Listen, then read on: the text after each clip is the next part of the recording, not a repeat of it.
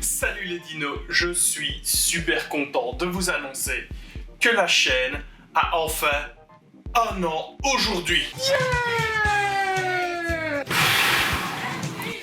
Trop beau! Et du coup, comme il fallait fêter ça, j'ai décidé de répondre à vos questions.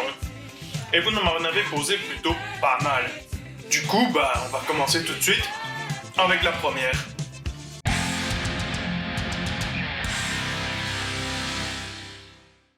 En fait, au départ, j'avais pas spécialement envie de créer une chaîne YouTube. Mais j'adore parler de cinéma. Et le truc, c'est que mon entourage, s'en fout un petit peu. Et ma mère m'a déjà répété plus d'une fois, trouve quelqu'un que ça intéresse. Voilà. J'ai trouvé des gens que ça intéresse. Vous.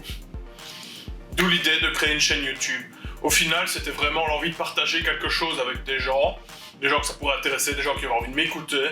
Et donc voilà, l'idée d'une chaîne YouTube m'est venue de manière plutôt naturelle. Le démarrage a été un peu compliqué, ça a été un peu chaotique, mais je trouve qu'au fur et à mesure, depuis ces un an, les choses se sont quand même plutôt pas mal améliorées.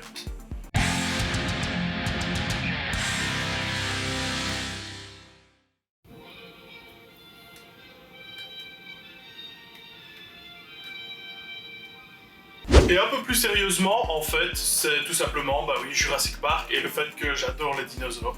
J'ai juste eu envie de choisir un nom de chaîne qui était un peu original, que les gens, pourraient retenir assez facilement, qui est un petit côté un peu rigolo.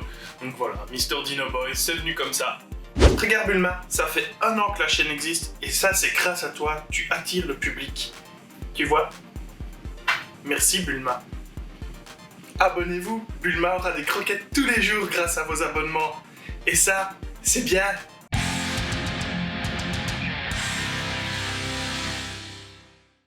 Je me suis déjà posé la question de Twitch et honnêtement, avec seulement 85 abonnés, pour le moment, c'est pas réellement intéressant. Cela dit, il n'est pas dit que plus tard, je vais essayer de me lancer dessus, s'il y a un peu plus de monde sur la chaîne que ça intéresse, pour pouvoir créer des lives et bien entendu interagir en direct avec vous. Que ce soit sur Twitch ou peut-être des lives YouTube tout simplement.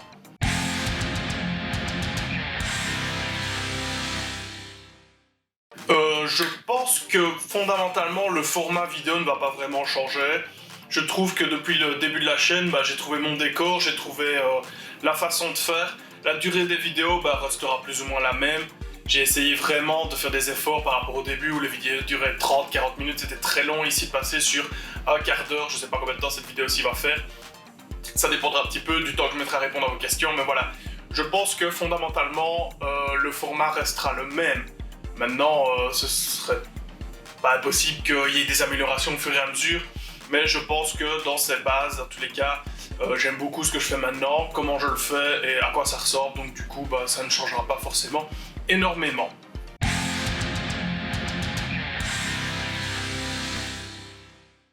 Forcément, mes idées, enfin, en tous les cas, mes envies pour le futur de la chaîne, c'est bien entendu avoir plus de partage, avoir plus de followers, de public, que la communauté s'agrandisse et pouvoir créer des contenus plus ciblés qui vous intéresseraient plus vous, tout en forcément sortant de mon propre vécu. Mais voilà, j'aimerais vraiment bien faire quelque chose qui puisse vous toucher et voir la chaîne s'agrandir. Et ici, pourquoi pas d'ici l'année prochaine, 300, 400, 500 abonnés ou devenir le king de YouTube, allez savoir. Non, mais plus sérieusement, oui, voir la chaîne grandir, ce serait génial. Avoir peut-être un peu de nouveaux matos pour avoir encore une meilleure image, un meilleur son, etc. Et ce qui me plairait beaucoup aussi, c'est de trouver différents décors en dehors de ma pièce ici pour faire les vidéos, donc aller tourner dans des endroits que je connais, en extérieur même. Je pense que ça pourrait être très sympa quand évidemment les conditions le permettront et on verra bien, voilà. C'est un peu les envies principales que j'ai pour la chaîne, du moins en ce moment.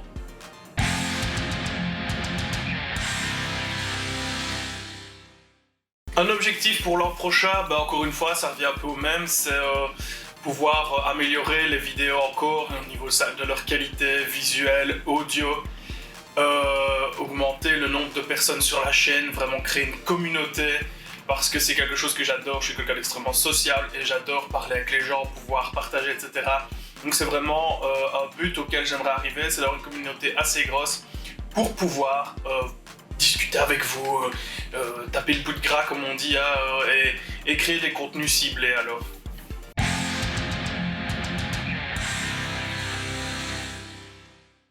Eh bien, jeune Dino, si tu as suivi un petit peu ce qui se passe sur la chaîne, tu as dû voir que l'épisode Duetto sur Terminator est sorti il y a quelques semaines. Si tu n'as pas vu, je t'invite à le regarder. Avec notre ami Grinch, en fait, Duetto, ça va être une série de vidéos, il n'y en aura pas forcément 150, mais on va en faire quelques-unes. Donc, toujours sur ce même principe de les 2 premiers épisodes d'une franchise pour analyser les 2 premiers épisodes et voir ce qu'ils ont apporté à la franchise, s'il y a des améliorations, etc. Retour vers le futur est prévu, c'est dans la liste avec beaucoup d'autres, de mémoire, et on a bien une quinzaine de films, et c'est un format qui doit sortir normalement tous les 2 mois, sauf exception, on le sortira rapidement. Donc, Retour vers le futur, c'est prévu. Dire maintenant si ce sera le prochain ou pas, je ne sais pas du tout. On voit ça avec l'ami Grinch, on fait au fur et à mesure, et voilà, mais ça arrivera.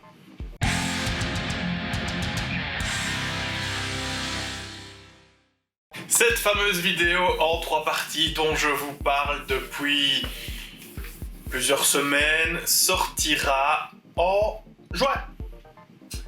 Voilà, ce sera une vidéo par semaine, et pour la 4e semaine...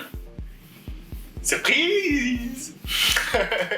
Mais oui, elle sort en juin, c'est prévu, c'est sur les rails, donc l'écriture est terminée, il n'y a plus qu'à tourner, à monter, donc la moitié du boulot est déjà faite.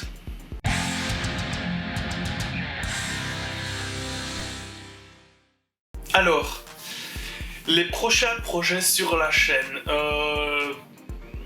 pour revenir sur vraiment la sémantique de la question, gros projet, je ne sais pas s'il y aura vraiment des gros projets, il y aura forcément sans doute encore une vidéo de Noël, des trucs comme ça, donc voilà, c'est ce que j'appellerais peut-être des gros projets. Maintenant, pour donner un petit spoiler sur cette fameuse vidéo en 3 parties qui vient, ça s'appellera Timecode, ce sera en 3 parties. Et en fait, chaque épisode de Timecode se basera sur une année en particulier. Et forcément, je vais commencer par l'année de ma naissance, 1988. Et donc, ça sera subdivisé en 3 parties. Pourquoi? Déjà, de 1, pour pas que ce soit trop long, et parce que chaque partie aura un thème particulier. Forcément le cinéma, mais la première se concentrera sur des films incontournables de cette année. 1988 en question. Il y en aura d'autres sur d'autres années, forcément. La deuxième se basera sur des pépites un peu méconnues ou des films que les gens ont tendance à oublier ou à sous-estimer. Et la troisième, ce sera une petite sélection personnelle où je rajouterai aussi sans doute de la musique, quelques albums qui sont sortis ces années-là, des morceaux un peu iconiques, des choses voilà, que vous connaîtrez peut-être mais qui méritent d'être mises en avant. Voilà, en dehors de ça, il y a 2-3 formats encore qui vont arriver, des nouveaux, et ça clôturera pour le moment les formats, parce qu'il y en a quand même pas mal avec Plan B, etc. Donc voilà, j'ai 1 ou 2 projets encore en route, et sinon, pour avoir un peu plus de diversité dans les vidéos, il y aura toujours le format classique, où je prendrai des sujets un peu plus globaux, bon voilà, et voilà que je discuterai, voilà que je ferai comme d'habitude, comme la vidéo sur Hellraiser, la vidéo sur la science-fiction. Voilà, ce sera ce format-là principalement, plus les autres à côté que vous connaissez déjà, et que vous connaîtrez bientôt.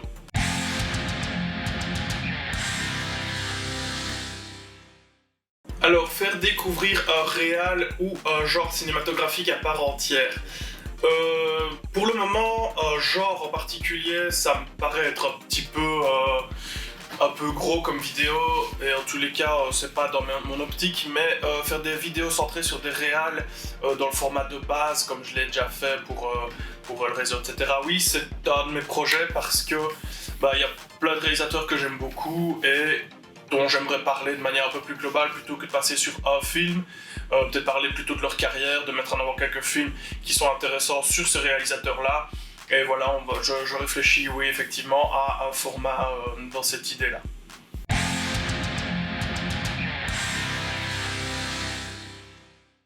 Oui, bien sûr, bien entendu, un épisode sur les mangas, les comics ou les films dérivés de mangas et de comics, oui, absolument, c'est une idée que j'ai aussi en tête et ça me plairait beaucoup. Du coup, en fait, je me retape, je ne sais pas si vous connaissez, Crost et Chroma de Karim Debache, qui sont disponibles sur YouTube et sur Dailymotion. Karim Debache fait des trucs géniaux et Crost se basait justement sur les films dérivés de jeux vidéo. Et donc je regarde un peu ça pour un peu avoir une idée, essayer de trouver une voie à suivre pour faire mes propres vidéos sur ce sujet-là. Parce que je pense que faire une seule vidéo sur ce genre de truc, ça va être compliqué. Du coup, ça pourrait devenir un format, ou en tous les cas, de temps en temps, un petit hors-série, comics, manga, oui, avec un plaisir énorme.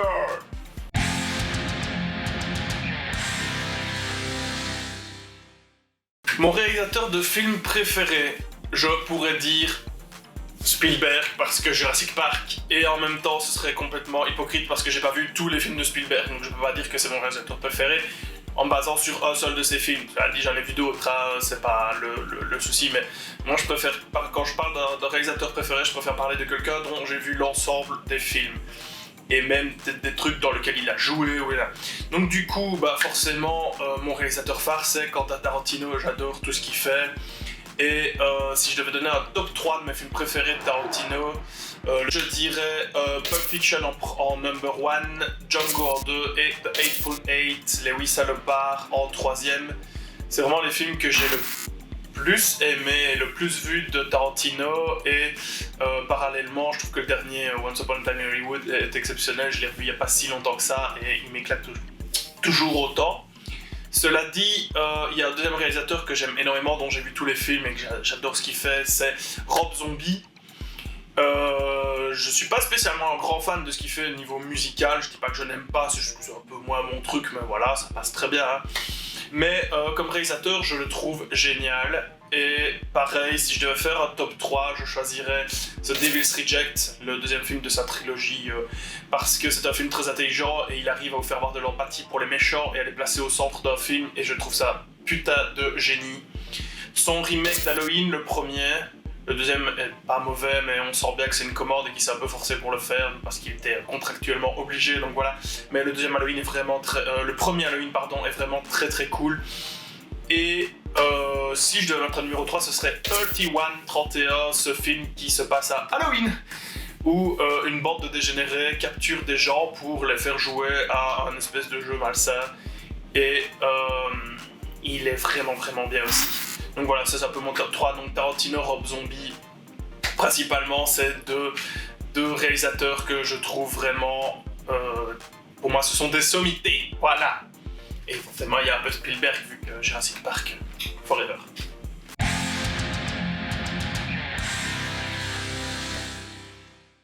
Ce qui me fascine le plus dans le cinéma, en fait, c'est la capacité de pouvoir mettre en image ce qu'on a dans la tête. C'est un peu la même chose qui me fascine dans ce qui est les romans graphiques, dans la bande dessinée, le roman, le manga, le comics, etc. Mais de façon différente forcément, parce que un comics, un manga, ce sont des images fixes, même si on peut ressentir le dynamisme, etc. C'est pas pareil. Mais dans un film, c'est vraiment la capacité de créer quelque chose qui bouge, même dans les films d'horreur, vous voyez, c'est vraiment quelque chose, de pouvoir créer l'impossible et de le rendre possible à l'écran. Et de pouvoir aller tellement loin dans le réalisme de ce qu'on fait que ça peut même devenir choquant. Je pense forcément à un film comme Guinea Pig, le deuxième volume, et c'est des films japonais tellement gore et réalistes que Charlie Sheen a reçu une vidéo, une copie du deuxième film, et l'a filé à la CIA ou au FBI parce qu'il pensait que c'était un véritable snuff movie.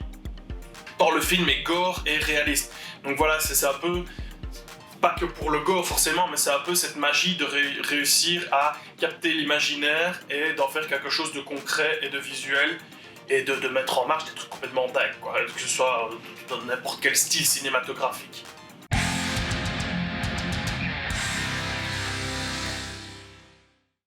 Alors pour l'acteur préféré, mon acteur de cœur forcément c'est Jim Carrey. Ce type est pour moi le dieu du comique. Certains diront que il est très bouffon et que voilà, mais moi voilà, c'est ce qui m'éclate. Et je serais pas la moitié de l'homme que je suis si il n'avait pas eu une influence sur ma vie. J'adore tous les films que j'ai vus de lui et je pense que je les ai à peu près tous vus, à peut-être quelques exceptions près, mais j'adore ce que fait Jim Carrey. Ce type est génial. J'aime un peu moins sa période déprime, la série qu'il a fait où il est un marionnettiste, malgré toutes ses qualités. J'ai pas spécialement envie de le voir parce que je préfère le Jim Carrey marrant. Cela dit, le nombre 23 prouve encore une fois que Jim Carrey est un très bon acteur et pas seulement pour faire le bouffon, mais aussi pour faire des films entre guillemets sérieux. Et c'est ça que j'aime bien, c'est que ça, il est génial ce mec. Voilà, tout simplement, c'est mon héros. Maintenant, pour l'actrice, c'est vachement plus compliqué. Parce qu'il n'y a pas vraiment une actrice qui m'a énormément marqué plus qu'une autre en fait. J'aime beaucoup Uma Thurman parce que j'adore forcément encore une fois Tarantino, donc Pulp Fiction, Kill Bill, voilà. C'est une actrice que j'apprécie beaucoup et que j'aime beaucoup dans d'autres films, mais dans les actrices il y en a tellement. Il y en a que j'apprécie parce qu'elles sont super bien en tant qu'actrices, il y en a que j'apprécie parce qu'elles sont jolies. Vous voyez, il y a des meufs, voilà, il y a des actrices, on les aime bien parce qu'elles sont jolies, pas forcément parce qu'elles sont douées. Et il y en a d'autres que j'apprécie parce qu'elles ont une prestance, voilà, des actrices un peu plus âgées. Je pense à Maggie Smith, voilà, des meufs comme ça, ou même l'actrice d'Arabesque, vous voyez. Je suis un fan d'Arabesque, petit truc. Et enfin voilà, et du coup, niveau actrice, c'est vachement plus compliqué de répondre. Parce qu'il y en a vraiment énormément que j'adore, acteur aussi forcément, mais j'ai beaucoup plus de mal à me focaliser sur une actrice en particulier, de me dire putain j'ai vu tous ces films ou à peu près tellement elle est trop géniale. Voilà, il y en a trop. Donc du coup voilà, j'aime bien les femmes. Donc voilà, le choix est dur. Donc Jim Carrey et de l'autre côté plein. Voilà, plein.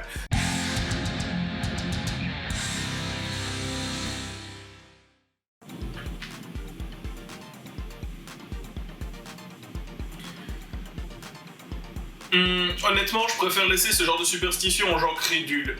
T'es pas d'accord, toi? Il est d'accord.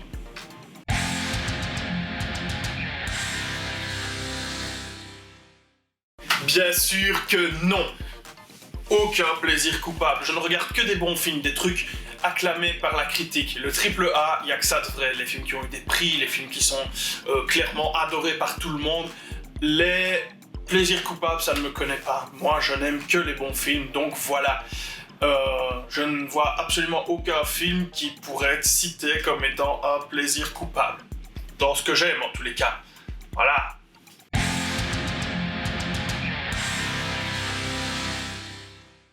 De mémoire de petit dino, le premier film d'horreur que j'ai vu, c'était le deuxième Evil Dead. Et dans le genre, pour rentrer dans l'horreur, c'est plutôt classe. Les effets spéciaux sont complètement dingues. Il y a ce mélange humour-horreur et ce film est complètement barré. C'est, je pense que j'en avais parlé dans la toute première vidéo. J'avais un voisin, quand j'étais gamin. Mon voisin direct avait en fait avant une vidéothèque. Pour les plus jeunes d'entre vous, c'est là où on louait des DVD avant Netflix. Et même encore avant des VHS.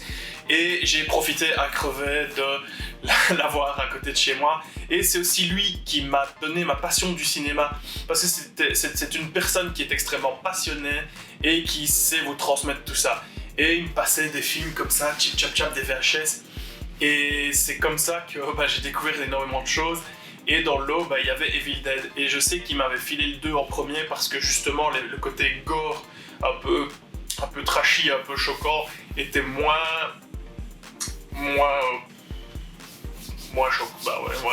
choquant, moins présent que dans le premier qui a quand même des scènes un peu plus frontales. Du coup, il m'a fait commencer par là, puis j'ai vu le 3, et puis j'ai vu le premier seulement des années après, donc voilà, c'est un peu... Et le 3 qui est complètement barré, c'est limite une comédie. Et puis, forcément, il y a Hellraiser, j'ai vu le 4 en premier, je l'avais vu, je me souviens, c'était une soirée chez mon cousin Loïc. Il avait la télé dans sa chambre, et il passait Hellraiser 4 à la télé, et comme tous les gosses on regarde des films d'horreur en cachette pour pour pas que nos parents nous disent « Ah non, c'est trop choquant, il va mourir !» Donc voilà. Je pense que ça vient très fort de là. Maintenant, j'ai plein de souvenirs assez fun avec des films d'horreur comme ça. Je me rappelle, il y avait une époque sur une chaîne en Belgique qui s'appelle Club RTL. Au début qu'elle existait, on pouvait téléphoner pour, c'était le week-end, je sais plus si c'était le vendredi ou le samedi, on pouvait téléphoner pour choisir entre un ou l'autre film. Et cette année-là, il y avait La créature du cimetière, qui était un film super génial avec une histoire avec des rats, et un autre film dont je me souviens plus du tout. Et j'étais chez mon cousin, pas le même. Voilà, chez Dylan. Bonjour Dylan. On avait en cachette téléphoné à Club RTL pour voter pour La créature du cimetière.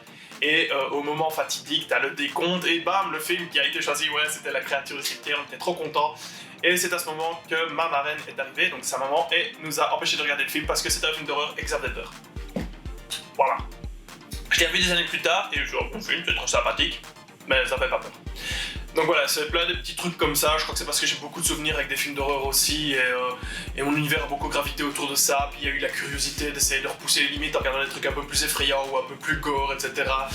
Passer à du Peter Jackson, les premiers films de Peter Jackson, parce qu'il faut savoir, il a pas fait que Le Seigneur des Anneaux, c'était des trucs assez gore et humoristiques. Je vous recommande Branded, il est disponible, complet, sur YouTube. Il y a des gens qui ont fait ça, je l'ai partagé sur Twitter et sur la page Facebook à jeter un œil. Tant que ça y est toujours, ce film, c'est un monument d'humour et de gore. C'est juste un film génial. Voilà, donc je dirais que mon amour de films d'horreur vient de là, et c'est pas pour rien que j'en ai tout un pataquès là derrière. Pas forcément toujours des bons, mais voilà.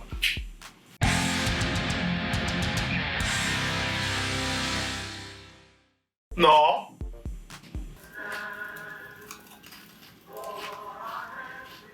On laisse pas bébé dans un coin. En fait, si. J'adore Dirty Dancing. C'est ma maman qui m'a fait découvrir ça quand j'étais gosse. Et il y a 2-3 films un peu guimauve que j'aime beaucoup. Oh, un chat. T'es un peu là, toi. Oui, c'est Nalou. C'est celle que vous avez pas encore vue. C'est ma grosse bébé Nalou. Oui, non, les films guimauve. J'adore Dirty Dancing. J'adore Shakespeare in Love. Ce film est trop bien.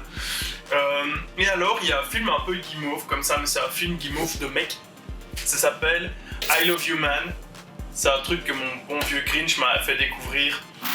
Et ça parle d'un mec qui va se marier et il a pas de potes. Les seuls potes qu'il a, c'est plutôt des connaissances ou des potes de sa femme. Donc du coup, il a pas réellement d'amis à lui. Et il va tomber sur un gars qui est interprété par l'acteur qui fait Marshall dans How I Met Your Mother, dont j'oublie toujours le nom, mais je retiens qui fait Marshall. Et ils vont devenir potes, mais ce gars est complètement barré. Et il y a cette espèce de romance, comme on appelle ça, c'est une romance entre amis. Et c'est pas un truc purement viril. Et ce film est vraiment super chouette. Il y a dedans Andy Samberg, qui fait Peralta dans Brooklyn Nine-Nine, qui fait le frère gay de l'héroïne, si je me souviens bien, enfin de la femme.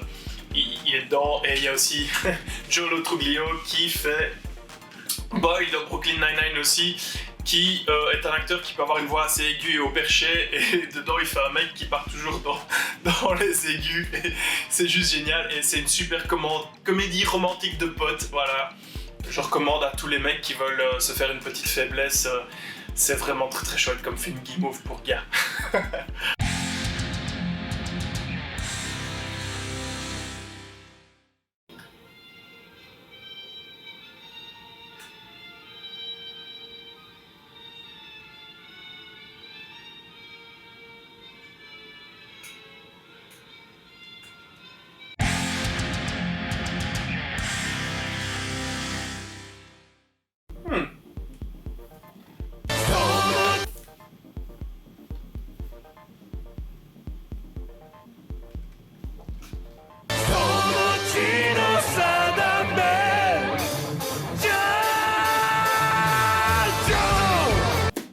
Jojo Bizarre Adventure, c'est un manga qui est génial. Et honnêtement, c'est de manière totalement personnelle que je dis ça, parce que j'ai aucun recul sur ça et je trouve ce manga fantastique. C'est un shonen. Vous connaissez le principe de base du shonen, c'est le manga pour mecs, il y a de la baston, il y a de la fight. Et c'est le shonen qui a donné les bases pour beaucoup d'autres shonen. Si vous aimez lire plutôt que regarder, il y a déjà plusieurs parties de JoJo Bizarre Adventure qui sont faites en animé et vous en êtes déjà presque à la fin du premier arc. Chaque partie représente un personnage, etc. Jusqu'à, bon voilà, il y a un arc complet et ça reprend maintenant dans les plus récents. C'est comme si ça recommence à zéro, mais je vous explique pas pourquoi parce que sinon ça spoil. Qu'est-ce qu'il y a d'intéressant? JoJo, la première partie fait que 5 bouquins, c'est vite torché. Mais cela dit, il y a les animés qui sont très bien et ils sont vachement fidèles. Qu'est-ce qui fait que JoJo est intéressant? C'est un manga qui est très puissant. Il évolue au fur et à mesure de chaque partie, les pouvoirs pareil, et c'est vrai que ce manga a donné ses lettres de noblesse à beaucoup d'autres mangas. Il a inspiré des mangaka, et ces mangaka ont inspiré JoJo. Ce qui veut dire que bah voilà, c'est un truc qui a eu beaucoup d'impact, au même titre que des trucs comme Dragon Ball, Ken le Survivant, les Chevaliers Zodiac, voilà, c'est des mangas qui ont eu un impact sur leur génération, qui en ont toujours maintenant, et qui est très puissant. Cela dit, pourquoi est-ce que c'est intéressant aussi? C'est que Araki est un mangaka qui a une puissance dans ses scénarios. Il arrive à vous tirer le meilleur de quelque chose de débile. Sans déconner, des fois, il pourrait avoir un personnage qui se bat avec ses cheveux et il arriverait à... C'est pas le cas, hein, il arriverait à vous faire quelque chose d'épique avec un personnage qui arrive à faire quelque chose avec ses cheveux. Voilà. Il vous fait des retournements de situation tellement complètement pétés que quand vous arrivez à la fin d'un bouquin, si vous n'avez pas déjà acheté 4 de suite, vous allez péter des cases et courir chez votre libraire. C'est génial. Et il y a cette force que, à chaque fois, dans chaque partie de JoJo, c'est un JoJo différent. Donc si la première partie vous a pas spécialement hyper plu, peut-être que la deuxième vous plaira, la troisième, parce qu'il y a des dynamiques différentes, des personnages différents, des pouvoirs différents. Donc chaque saison, même si c'est des trucs qui sont les mêmes, tout est original, il n'y a pas 2 saisons qui se ressemblent. Et même s'il fait revenir des personnages d'une saison à l'autre, d'un arc à l'autre, ça rend quand même le truc super génial. Parce que vous dites, ah oui, celui-là je le connais, mais il y a des trucs qui viennent se rajouter, et c'est totalement dingue. Vous sentez que j'aime ça, vous sentez que j'aime ça. Donc JoJo, il faut pas hésiter. Et en plus, il y a des beaux gosses, il y a des mecs musclés. Aïe, aïe, aïe, aïe.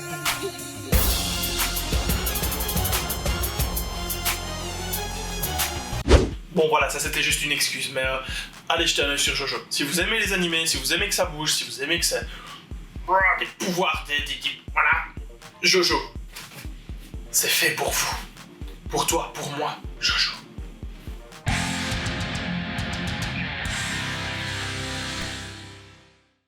Eh bien, visiblement, c'est pas pour tout de suite. Non, vraiment pas du tout. Pour tout de suite.